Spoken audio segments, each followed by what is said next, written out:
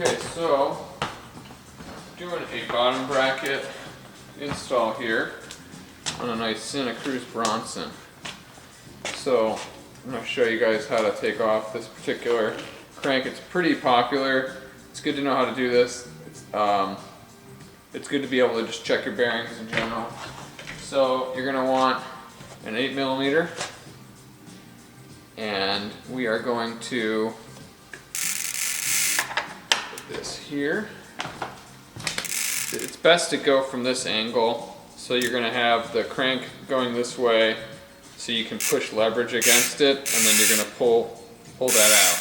And it's going to be a really harsh movement, and you'll be able to break it. So I'm just going to show you real quick because I had it in there pretty prepped already. So you're just going to break it out like that. And sometimes you're going to need like a big breaker bar if it's been on there a really long time, like this one is now getting extracted nice and smoothly. If you need a breaker bar, sometimes factory will torque the crank out of it, the crikey. So there we are. So now we have that side loose. We can set this aside. So now we're on this side, and we've got this side all taken off, obviously. So what you want to do is you want to take your chain and get this glided off, glide that around, and you're going to need to pop this out. So we'll need a soft mallet, rubber mallet. That's just going to pop right out. And now you can see there's a lot of old grease on there, and it's starting to rust around the plate. So you can actually see the rusting going on. The level of dirt and buildup that occurs on these sealed bearings. Yeah, when you can hear your bearings like that, it's not good. This side is a little bit better, but since we're already replacing the main side, we're gonna replace both. Only makes sense to. So this has a nice little chain guide in front, so I want to make sure I get this off cleanly.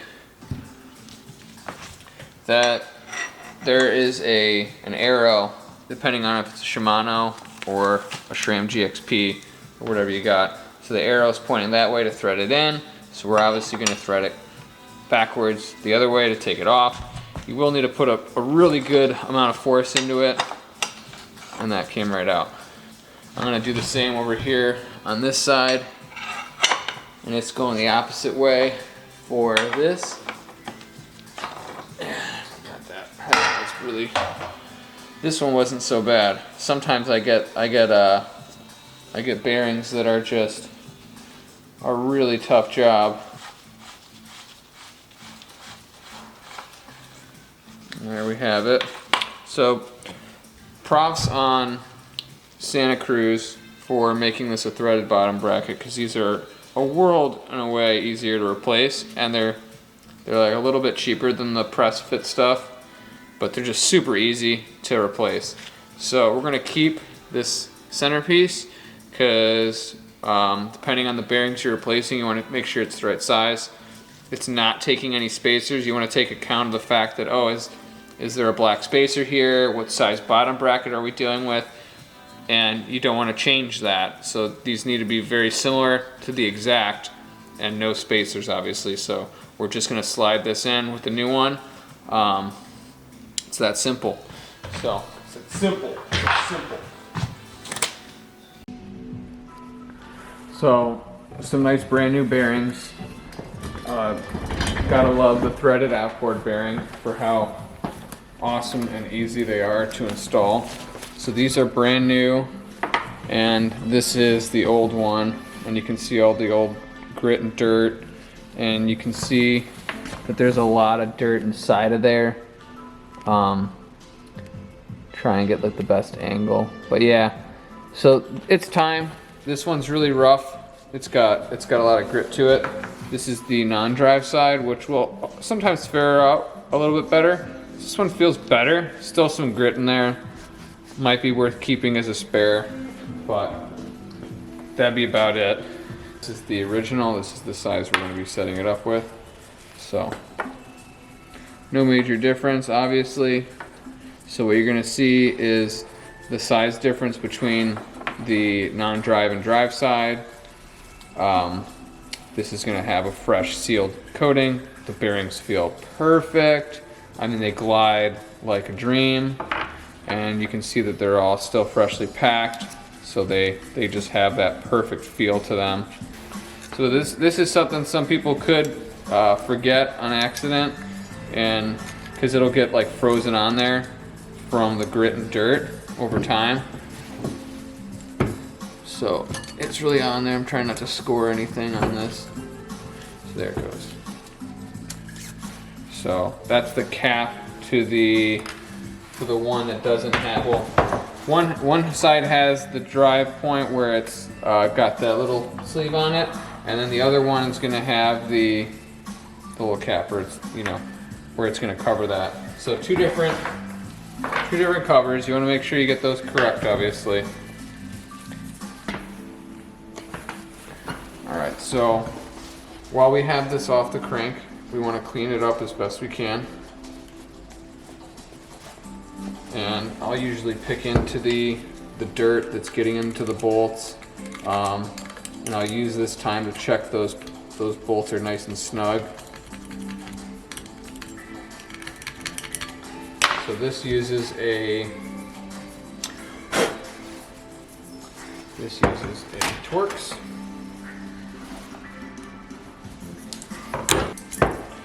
And I'm just going to loosen this all up and reset it. Also going to make sure I get it at the same angle, because that's something specific.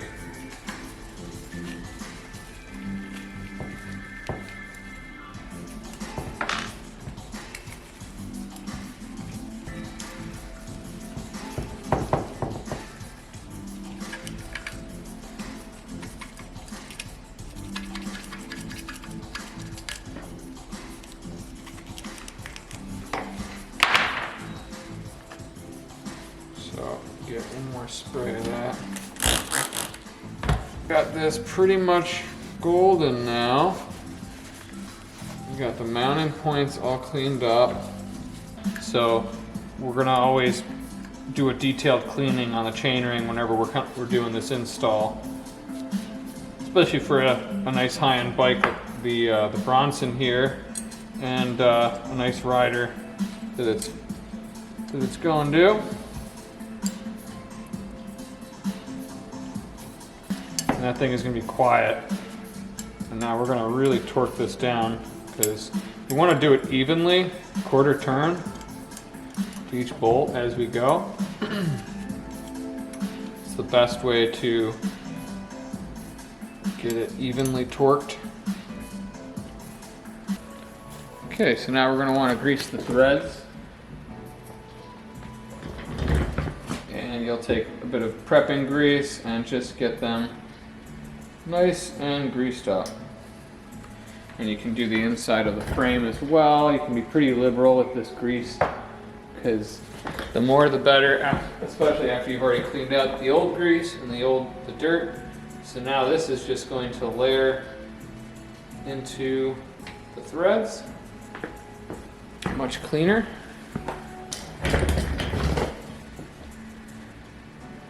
So here we are. Here are the bearings here, the threaded points, and these are very specific.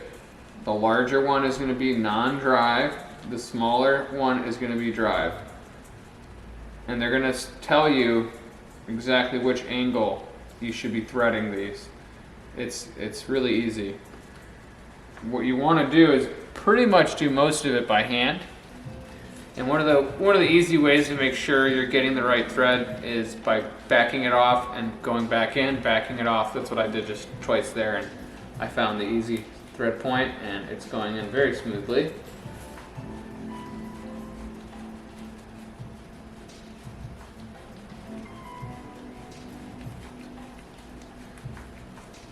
All right. Takes a lot of turns, you know, it's a heavy thread. Oh, well, now we need to finish it with our tool. I'm going to use this BBT9 Park tool, and it is a very trusty one. So we're going to make sure we're going the right way. We're going to go this way to tighten it. And you do need a certain amount of torque. I'm a little bit old school in that you just get it really snug and you don't over tighten it. So we're gonna get it right there. That's a good spot. And then we're gonna do the same back the other side here on the non-drive. And we're just gonna do it nice and smoothly as we finish.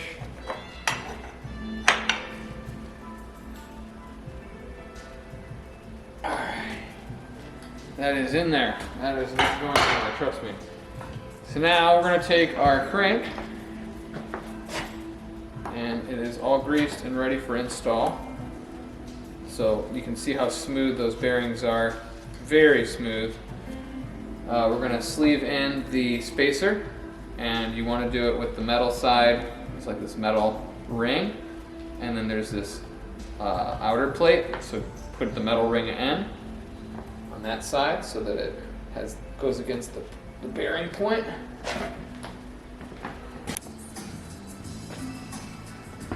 Okay, so now we're going to install the non-drive side crank.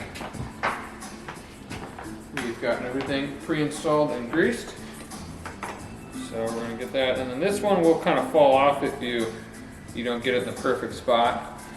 And then I usually will use the Allen key like this just to get it started.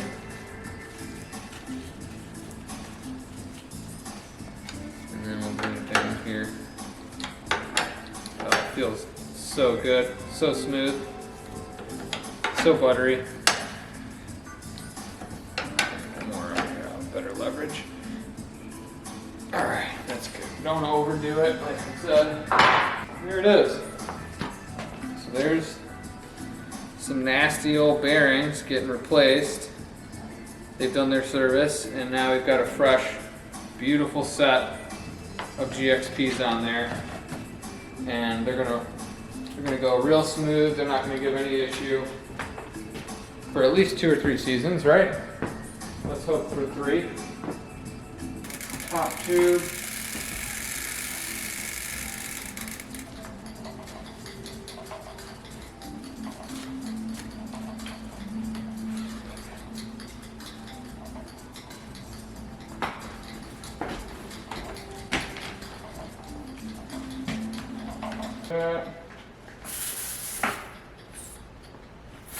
Sitting around 30, that's a good spot.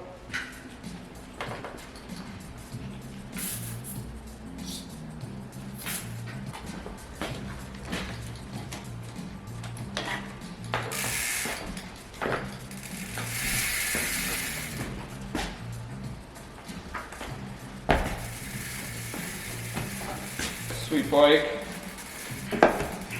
Dropper's working real good. He's ready to rip.